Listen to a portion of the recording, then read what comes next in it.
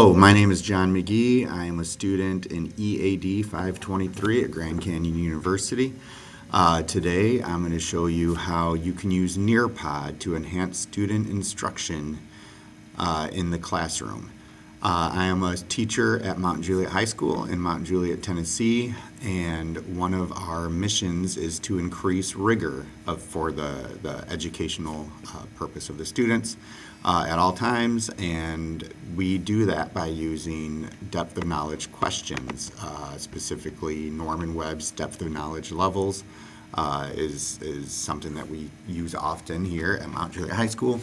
And Nearpod is an excellent way to seamlessly integrate that into your lessons. So I'm going to show you briefly how Nearpod works.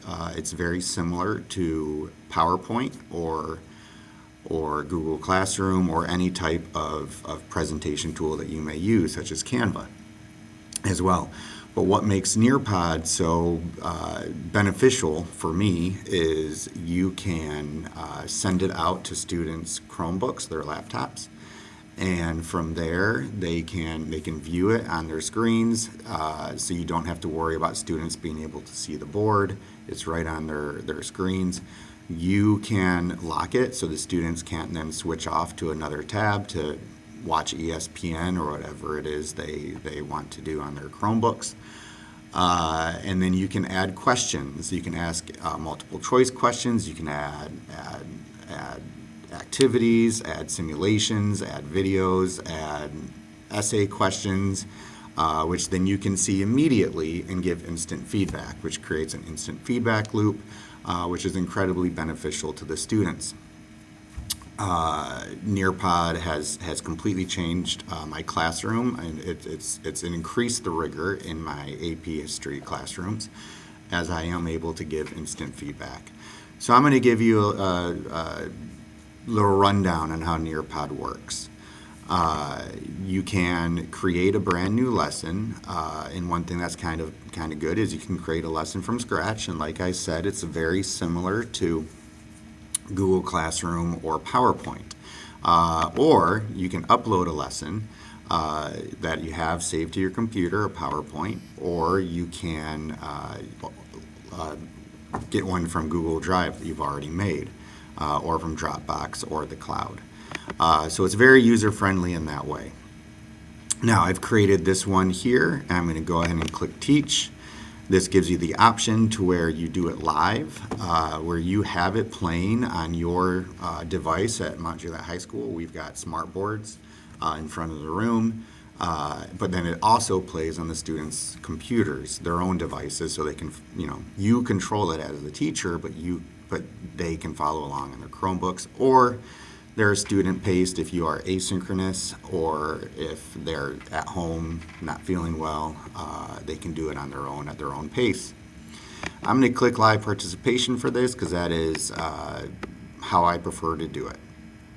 Now it brings this screen up here. This is the code. You can display this big and large. You can copy it. You can display it on the screen for all to see. Or you can copy it, email it, send it through Google Classroom, Remind, any way such as that for the students to see it. This is what I have it beginning on, the title page. If you click to the left, you can see a list of the students, if you were doing this with students, to where they could sign in. Now, today, our objectives is to understand the benefit of instant feedback. I'm a huge proponent of instant feedback. However, as we know, it is not always possible to give instant feedback. In my classroom, I have over 100 students per semester, and they're AP students. So I really love giving them good feedback, but that may take me a week to get their papers back. Nearpod gives me the option to give instant feedback. Hopefully we'll become efficient in the use of Nearpod to where we can then go and create our own presentations and use in our own classrooms. And we will learn how to seamlessly incorporate depth of knowledge questions into our lessons. Now, to give you an idea of what you can do with an EarPod, I have created a multiple choice question based on that last slide. Which of the following is not one of the stated learning objectives? This will make sure that the students are paying attention. I like to get them, at the very beginning, be like, hey, you got to pay attention here. So you would go, and the one that is not included is how to get students to pay attention in class. You would click that. Down here in the bottom, when you move me, there's a submit button, which we can't click because we're the teacher, but the students would be able to. And then you can switch it over to the teacher mode, where you could then see the students and what they chose, how many got it correct, how many got it wrong, and you can get instant feedback based on how they did. The benefits of instant feedback, obviously, it is fresh on the students' minds. When information is provided contextually and on demand, it helps deepen their understanding. It helps deepen what they know. It helps deepen what they believe they know about these topics. Feedback is best presented in a timely and relevant moment. I think we have all been guilty of giving feedback on an assignment a week after it was turned in, and by that point the students have kind of forgotten everything that they did on it. But if you are able to give immediate feedback, they can act on it, they can correct it, and they can deepen their understanding of their lesson of what it was they had to learn. Now, giving depth of knowledge questions. As I said, we at Mountain Juliet High School use Norman Webb's depth of knowledge levels in an effort to achieve a level of rigor that they may not otherwise be able to achieve. What is rigor? Rigor is a word that's been used many, many times, and I think for a while we just assumed rigor was more assignments or longer assignments or more text to read in English or more documents to read in social studies classes. According to these depth of knowledge questions and how we deal with it at Mount Juliet High School is we may even give fewer assignments or fewer documents or fewer reading texts, but we increase the level of questions that we give the students based on those. Starts out with level 1 questions, recall and reproduction. This is just simply you were given this information, what was in it, what was not in it, what did you see. That question I gave you earlier was a level 1 question.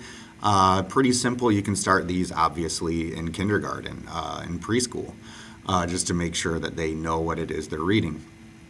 Level 2 questions, skills and concepts. These are comparing and contrasting, organizing, summarizing what they've read. It's a little more in depth. Level 3 questions is a little bit more complex. They use evidence to support their answers, possibly with texts. They may have to explain what they read and what the theme is and how they can explain what the theme of the story is. Level 4 is the most complex type of question. This is extended thinking. This would be an example of this in my AP history classes. I give them 7 documents pertaining to a topic, and they must use those documents to help explain why this event was caused or any type of prompt that I may give them. In an English class, if you just got done reading the Odyssey and other myths, and you've gone through level 1 questions, level 2 questions, level 3 questions, a level 4 question may be write a myth based on the style of the Odyssey. Nearpod allows you to enter these questions at any time during the lesson. So here at Mount Juliet High School, where we want to include added levels of rigor through depth of knowledge questions, it's a seamless way to give instant feedback to the students. Now, this is a lesson that I do in my world history class, both in AP and honors. It's over the scientific revolution and the Enlightenment. I always start with the scientific revolution. The learning objectives we do, I have these learning objectives for the whole unit, actually. Explain why the Enlightenment began in Europe, and understand the role that the scientific revolution and the Enlightenment had on the shift from absolute monarchy to constitutionalism. Because at the end, their level 4 question is going to be write a timeline and explain how humanity shifted from absolute monarchy to constitutionalism over the span of hundreds of years. The scientific revolution and the Enlightenment is just simply a step in that. And I want them to be able to explain how this fits into that entire step. So we're building towards the level 4 depth of knowledge question. Then I go over some, why did it begin in Europe? Why is it different from the Islamic world in China? What did they have in Europe that they didn't have? And we get some discussions about that. I get them talking about the plague and all of that stuff. And then we go up, went too far, we go into a little bit of the scientific thinkers, Copernicus, Kepler, Galileo, Newton, and how they challenged the beliefs of the time. And I try to get them to think that even though these are accepted today, they weren't accepted as fact back then. Then we go into the church opposition to the scientific revolution, because this is a big step in switching to constitutionalism from absolutism. And this is something that they actually find really interesting. Then one thing you can do in Nearpod is you can play videos, and you can have the video pause within the video, and it will ask them questions. And I usually do this about 2 to 3 questions per video. I always have it play on my device, and the questions appear on their devices. That way, we're all on the same track. I'm not going to play the video, but this is how it is. You would play it, then it would pause when it gets to the question, and it goes to the students' devices, and they can answer it. And once again, you can see their answers just like you could before. Then I end with this question, which I'll put in the student mode. Provide evidence to explain why the scientific revolution happened in Europe rather than China or within the Islamic world. Answer in paragraph form. This is a depth of the knowledge level 3 question, strategic thinking, because I am asking them to provide evidence. I'm telling them that it happened in Europe. They don't have to tell me where it happened. That would be level 1. Level 3 is explain why it happened in Europe rather than China or within the Islamic world. They're going to type it out here. It's going to take them a few minutes. I can walk around and monitor them, but then once they answer it, I get this screen where I see their name, I see their answer. I can give them a grade immediately with feedback that I type in. I can put some of these questions up on the board to show all of the students what's a good answer, what's a not great answer, how could they improve this answer, what type of evidence do they have, so on and so forth. So that was a quick rundown on what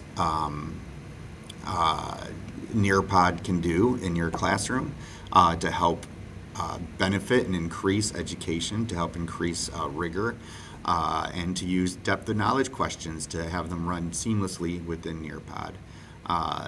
Thank you all for the time, and good luck in your future endeavors.